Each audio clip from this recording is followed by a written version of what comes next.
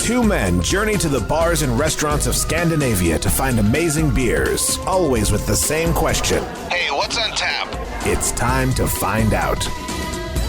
Welcome to the first episode of 2024. Welcome to 2024 altogether. It is. We're excited to explore new year and new beers and wherever those adventures may take us. You might have been hungover, not you, Stefan, but you, all the listeners, might have been hungover since New Year's. And you're just now waking up to a new, fresh start listening to What's on Tap podcast. Good for you guys. We're making great choices right off the first of the year.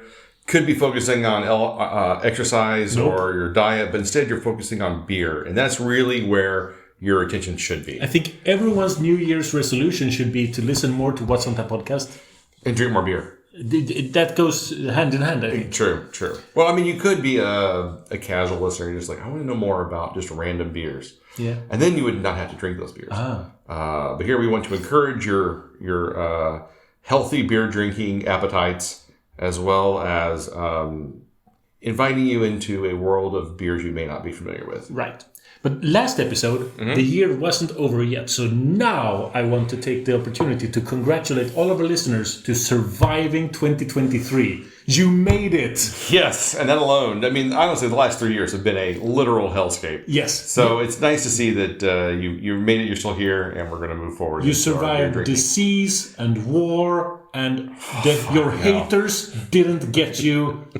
You are doing great, and I'm proud of each and every one of you. Me too. I mean that. It's rough. I know. When you said war, I was just like, Jesus Christ, so much going on right now. Oh my God. There's so much has been going on. I know. You made it. You made it. Yes. You all did. I want you to pat yourself on the back. Now you've done that, and now we can get into some beers. And you know what? I feel like the first beer of the first episode of the year has the perfect name. It's the one I brought, right? It is the one you brought. It's from Mason Ale Works, which we've never had on the show. Nope. And it's called Nonsense Fuel. Yes. And there's so much nonsense and bullshit happening in the world that I feel like this is a great beer to kick off the year with. Yeah, it's a double IPA, 9.5% ABV. The potential problem here is that I think I got it slightly discounted from a web shop, and that usually means that it's nearing some age, but there's no date on it. Right. Well, this has it's dry hop. It's a hazy double IPA with enigma, rakau, RAKAU. Yeah. Okay. All right. HBC 431 and HBC 588. Oh, experimental hops. 9.5%. So even if it has been on the shelf, say, a little too long, it's probably going to be right in where it should be and tastes pretty goddamn good. Right. But I hope to actually know how old it was. But when you look at the bottom or the top, there's no indication. I mean, you could go on Untapped and see when the first chickens were. But I don't know how many. But they could have made it more than once. You couldn't know that. That is very true. That is also very possible. All right. Nose-wise? Slight beer. IPA. Yeah, it smells like beer. It's like, this is almost inert. That almost has no smell. So whatever. Right. All right, Cheers. let's do this.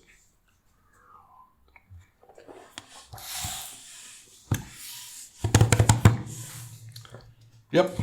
It's a double IPA. It has a slight perfumey flavor. Yeah, it is a bit perfumey. Slightly sweet. Mm-hmm.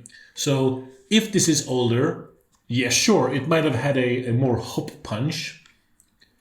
But it's not gone bad by any stretch of the imagination. No. It's so who knows? It's pretty good. But nowadays there are so many IPAs that are this sweet when they are super fresh. Yeah. I think there's a lot of milk sugar that are added to double IPAs. Yep. To kind of help boost them. And I feel like this one has got that bit of a powdered sugar flavor to it. Yeah, and that's either because it's added or because of age. But yes, some fresh ones with milk sugar taste exactly like this. Yeah. I don't think this is probably that old. Maybe, let's just say 2 months. And in the canning world of double IPAs, that is a 3 lifetimes of shelf life. But honestly, I find that's usually the sweet spot for a lot of these things, where people tend to drink them like, oh, this was canned 2 weeks ago. I'm like, that is going to be a hoppy mess. But if you let it sit and get a little more stable, usually after, I think, 6 to 8 weeks, that's really the sweet spot for me. My experience with discounted IPAs on web shops is this is not younger than 6 months. 100%. Yeah. This is older than 6 months from canning. Yeah. For sure. More than likely. Based just on, they would not discount it otherwise. Well, I think they discount IPAs quicker than they discount almost anything else. Okay, because usually web shops get so much stuff in, and they're going to just do turnover, and they know that the consumer is going to be like, "Oh, that was done in October. There's nowhere I'm going to buy that," so they'll drop it quicker than other beers. Like stouts don't show up in the markdown category very often, but usually sours, lagers, double IPAs, they tend to knock those down pretty quick, I think. Yep. This is quite nice. I really like this one. Yep. Now, age not considered, I think I would want it to be a little bit more hoppy, a little bit more tropical fruit from an IPA. It's quite sweet. Yeah, but I don't know that this beer would have had that much. I don't feel like, oh, this is tired hops. Like it's just kind of like meh in the can. I don't feel like, because I still get a hoppy flavors from it. I still think it tastes pretty good. I mean, maybe not the freshest, but it still tastes really nice. But this beer probably wasn't hoppier than what it is right now. Yeah, I'm glad you say that, because when I opened my fridge, like, what am I going to bring to the first of the year episode? I picked this one up. Mm-hmm. Then I went, no, I'll put it back. No, I'll take it anyway. That's kind of the thought process. It's perfectly fine. It's a good beer. I'm really glad you brought it. Let's do a gamble. Yes. What would you give this? Either a 3.75 or a weak 4. Maybe a weak 4. I'm going to give it a solid 4. Nice. I think it's straight up the middle. Pretty good double IPA. Then it was the serving of following me from the fridge. Yes. Excellent. First beer. So I have the next beer, which is the Energy City Brewing's Bistro Smoothie. It's a flavored Berlinerweisse, Berliner style Weiss beer, which means that it's nothing like Berlinerweisse. But you haven't said that in any way. I haven't gotten there yet. In any way whatsoever, I was looking for the ABV on this. 6.5%. So again, it's not anywhere close to a Berlinerweisse style ABV. And the flavors are mango, coconut, and banana. It's called a Bistro Smoothie. It's the line from Energy City. And for me, this could not be further from a Berlinerweisse than you could possibly make this beer. Agreed. And trying to keep it to somewhat to style. Because this is... smoothie pastry. Pastry smoothie is what I would call this. It smells so much like banana, so much like coconut. It's almost like sunscreen. It does get close to that, but not quite there. It's more like a tropical banana daiquiri kind of flavor. Which I like. If you think banana pina colada, I think it'd be pretty much on the nose. Yeah, that's a good tasting note. Yeah. Sometimes when coconut gets into sours like this, I'm reminded of my childhood when the family went to south of France to go swimming and whatever, and my dad would always use this coconut sunscreen. Now looking back, I don't think it had any sun blocking properties. It probably just boiled him. It was probably called Bain de Soleil. I don't know, because it gave you that Saint-Tropez tan. Yeah, that was their little slogan. But it was like all of those 80s style was basically just food coloring in oil. But it did make him smell a certain way. I know. I mean, everyone had the same thing. But cheers. Cheers. Let's try this. Wait. Did he also wear a Speedo? Did he have his man pouch out front? Probably. It was probably I think I remember him as a Speedo man. That's candy. Yes. That is banana candy. Straight up. Too much actual sugar. I would have wanted more mango and banana. I don't know. I think they're pretty much capping the peak on banana there. This is like, for me, this is like, I'm just like eating a banana right now. I don't think you could do more banana on this. Yeah. Woof. But mango coconut's not as present. The mango I don't really get at all. No. Maybe a little bit. It's kind of maybe a little apricot-y kind of flavor in the back. It is a lot of banana, actually. But Energy City makes some fun beers. Yeah. We've had a number of bistro series beers, mostly at tastings. Yeah. Someone includes one just to mix things up, so it's not just all double IPA, double IPA, double IPA, Stout. and then mixed in together. Lambic. Yeah. Like lambics and smoothie sours are usually our palate cleansers.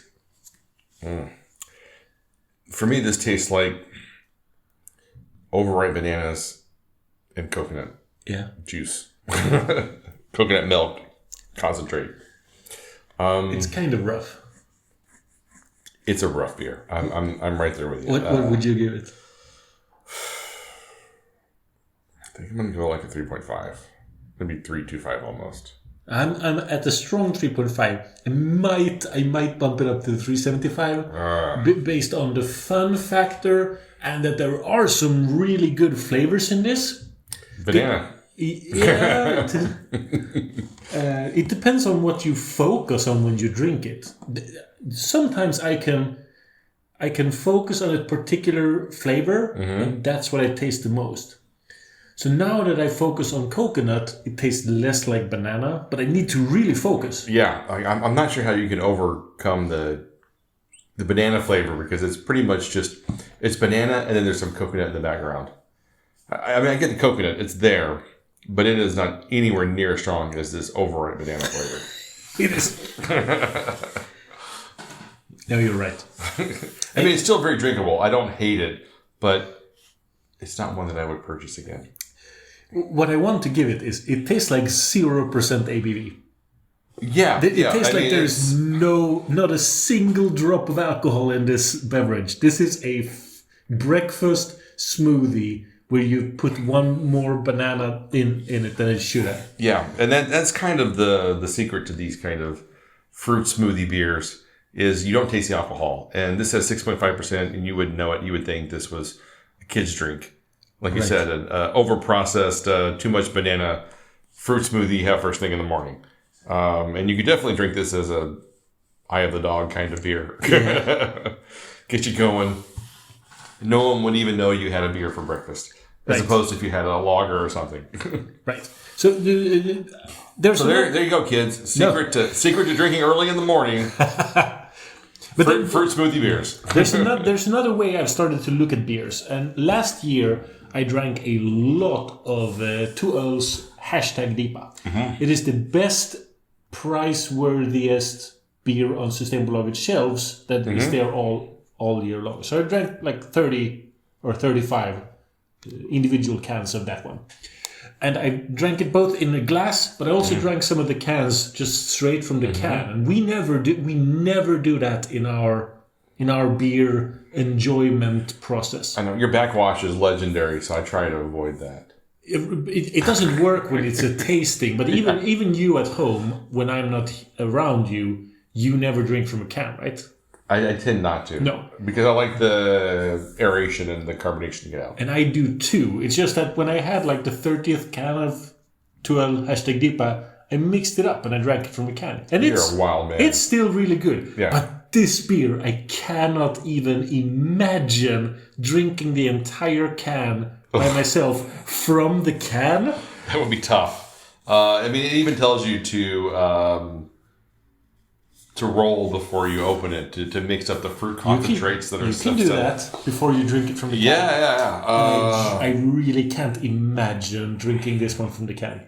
When you say that, it almost makes me laugh. The thought of like, I'm going to crack open a cold one and drink this. You're like, exactly. It drips off the side of your mouth. Oh, so refreshing, fruit smoothie. But a well-made double IPA, you can totally drink from the can. No problem. You'll lose some of the aroma aspects, and that's a shame, but it still works. There was a brewery, and their thing was you should drink it from the can. Oh, was it like Heady Topper? Or Focal or something like that. Did Heady Topper or Focal... Did the alchemist really write that on the can? I believe they did. I want to say if you look on the can, it says it should be drank from the can and not poured from into a glass. Nice. That might be wrong, but I want to say that's what they had on the thing. Was it's meant to be drunk from the can. I really enjoy the self-confidence of a brewery saying that, because drinking from a can saves you from a lot of off flavors. Mm-hmm. But it also prevents a lot of the really good aromas and really good beers. Like drinking a macro lager, a mass-produced macro lager from the can, you won't taste as much of the metallic bad off flavors. Right, and it's meant to be drank ice cold from the bottle or can. Yes. That's the way it's meant to be served. Exactly. Whereas, or from a tap. You don't really want to pour that into a glass and then savor it later. It's not going to be nearly as good. It's getting too warm too quick. So yeah. Yeah. We've started a year now. We have. I think we're off to a great start. Me too. These were both quite a bit of fun. Let's keep this up. Yes, hopefully.